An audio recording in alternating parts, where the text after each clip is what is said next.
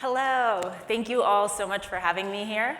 As Brian said, I'm Mina Hsiang, the former administrator of the United States Digital Service, where I was lucky enough to stand up and lead and work with dozens of teams of people made of some in the audience speaking, some in the audience not speaking, but people working on missions exactly like yours.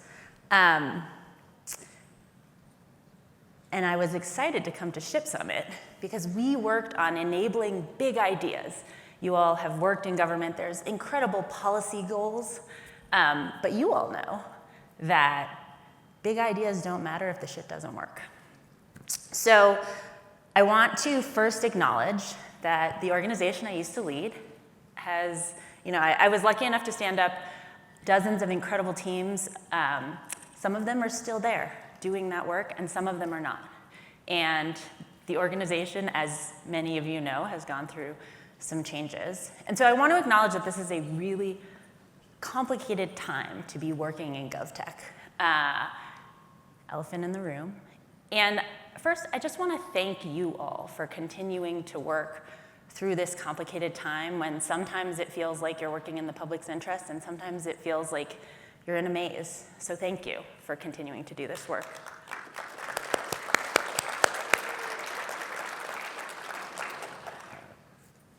What you work on matters. I mean that in the very literal right now sense.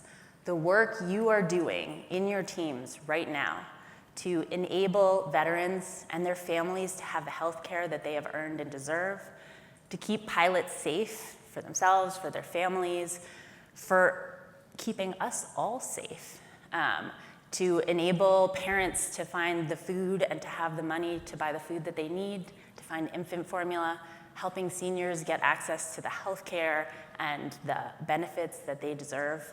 The work you do right now is transformational and essential in the lives of everyday Americans, and it matters. So please don't forget that. I also want to say the work that you do matters in a very philosophical sense. What you choose to work on now and into the future matters a great deal to who you are as people and who you are as within your organizations. And so I encourage you to constantly be evaluating and making sure that your eyes are on the horizon.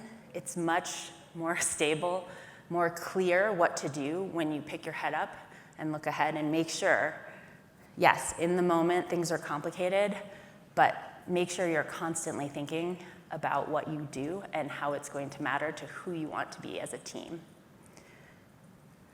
And then in a tactical sense, what you do matters. What you do and what you choose for your time and what your team chooses for their time each and every day truly will matter for the success of the work and the change that you want to be, right? And so it's crucially important that you and your team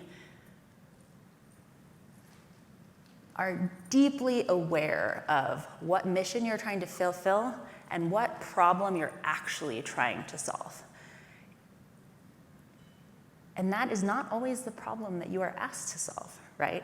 You have to figure out what problem you're actually trying to solve.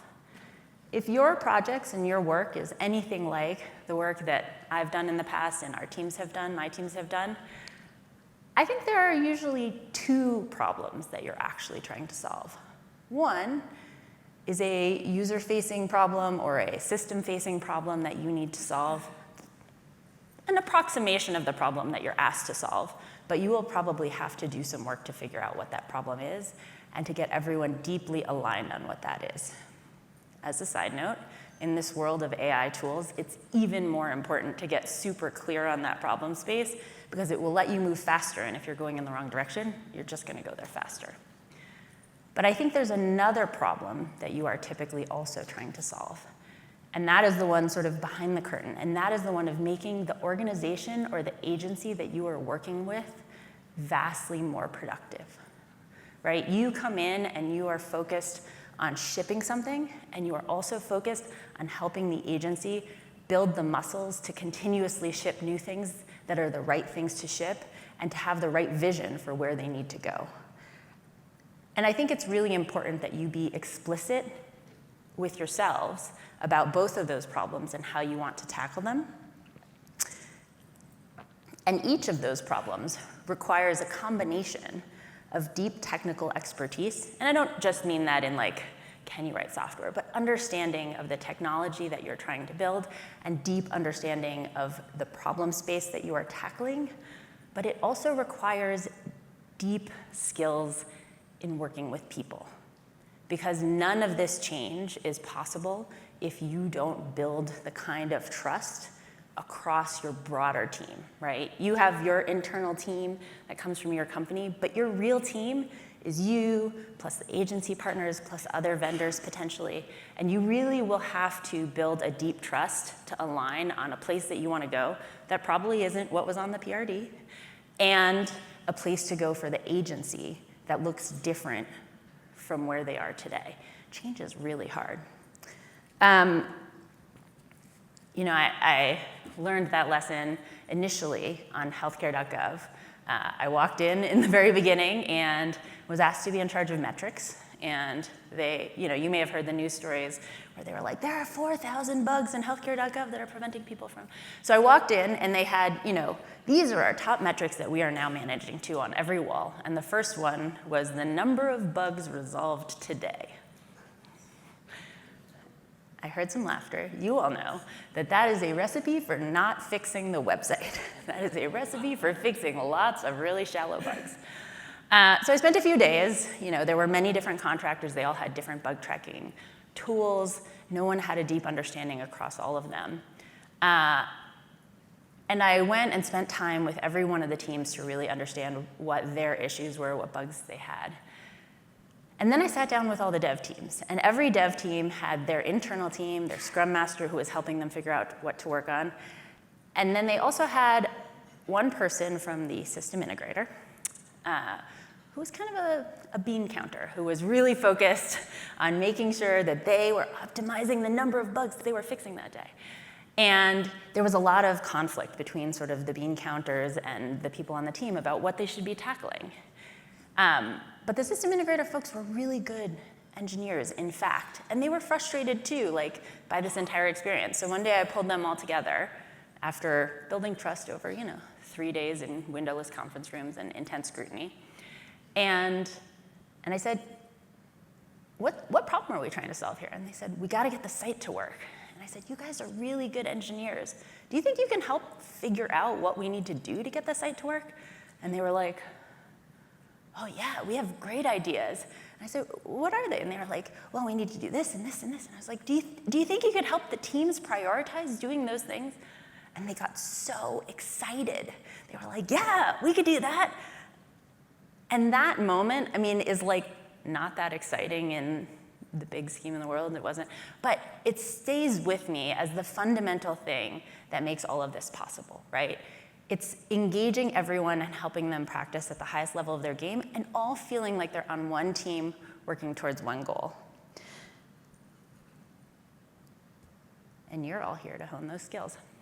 So I always think it is best to hear stories directly from the people who've done the work.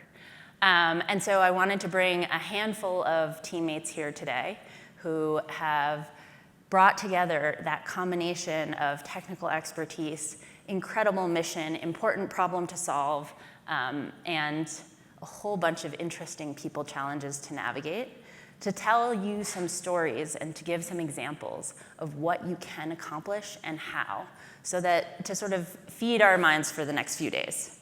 I wanted you all to hear about how with simple, deep examinations and changes in software after many, many weeks of other exercises, we were able to prevent over 500,000 kids from being inappropriately kicked off their health insurance coverage just due to a mistake in the code.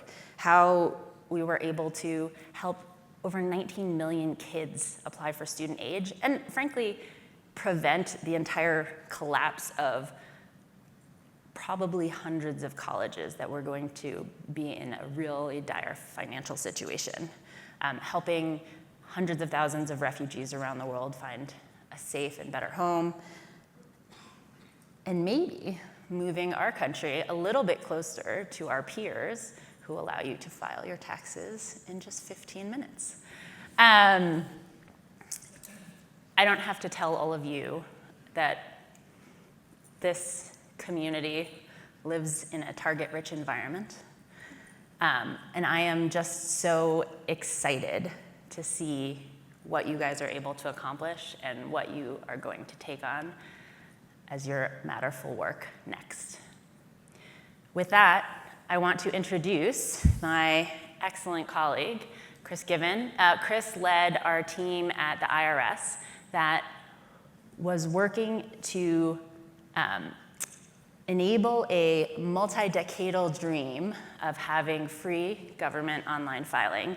And the problem to solve here, right, is not can you build a piece of software that files taxes? Obviously you can. But the problem to solve here is, can you do it in the context of government? And can you do it in the context of an agency that a mere 2 years before was not even answering 50% of the phone calls that they were getting? So they were able to do that, and not only that, they had over 94% customer satisfaction. With that, I give you Chris Given.